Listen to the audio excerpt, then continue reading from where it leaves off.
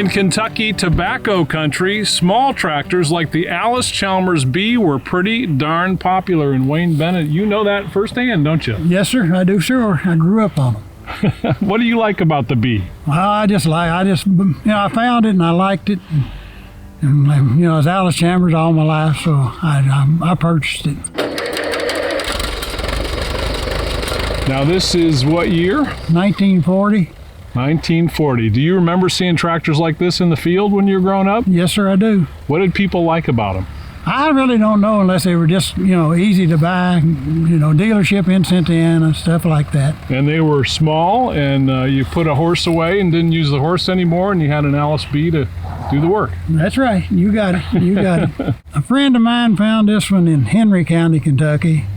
He lived next door to a neighbor who had this one covered up with a tarpaulin, and he called me and said, "You still into Allis?" I said, "Yes, sir, I am." He said, "Well, I got one here behind me that the gentleman's wanting to get rid of, been covered up with a tarpaulin for several years." And I went and looked at it and bought it.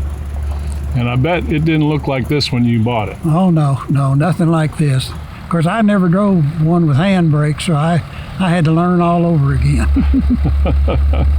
So what do you think the B really did for farmers in Kentucky back in the 1940s? Well, they had cultivators to cultivate tobacco with. This is a tobacco country, so we had the cultivators. Yeah. And when you're sitting on the B, what's it like? It's pretty simple to operate, isn't it? Yes, sir. It's real simple. Just getting used to the handbrakes, like I told you, was a challenge for me.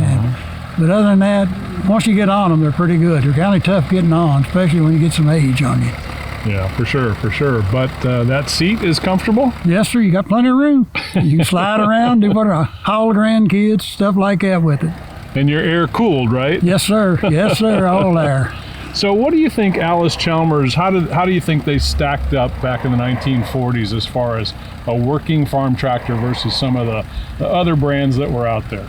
I think they were pretty good because, of course, John Deere had one, International had some, but they was, back in that day, there was dealers everywhere. It's not like today, you have to hunt one. Because Allis dealers are pretty well closed up and gone, no more Allis on its own, so it's different, a lot different. And that Allis orange, you think they were built pretty darn tough? Oh yeah, they were tough. They were tough, back in the day especially. Yeah.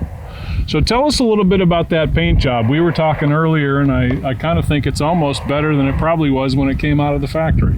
I'd like to think so, but I don't know if it is or not, but I like to think so. I put a lot of time in it and had some awful good help with it. I had a gentleman who worked in a body shop, took care of all the tin work for me, and then I had a neighbor that painted all the cast iron for me. And why do you want to hold on to an Allis Chalmers tractor that's pushing 75, 80 years old? I just liked them, and I thought, well, this is what I'm going to own. I hope the grandkids hang on to it. I don't know what will happen to it. Yeah. It's all right. It's a showpiece for sure. What do you do with it when you have it out of the barn? I ride around the yard or put the grandkids on it and take them a ride and stuff like that. So what would you tell people about why it's important to kind of hold on to this farm tractor history? Well, I really and truly think that nowadays they're so sophisticated that people can't even work on them or nothing. And this is something I can work on, do what I want to. Don't have to have a computer.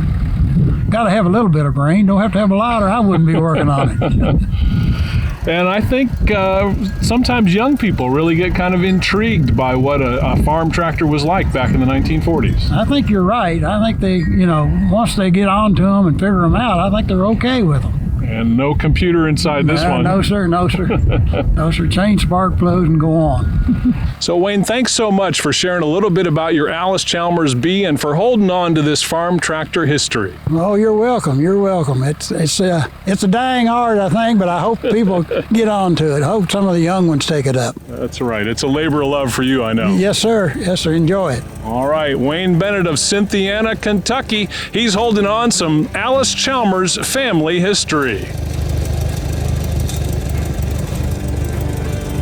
Hey, thanks for catching Classic Tractor Fever. If you'd like to see more Allis Orange features, be sure to check out these other classic stories. And don't forget to hit the subscribe button to keep those classic tractor stories rolling.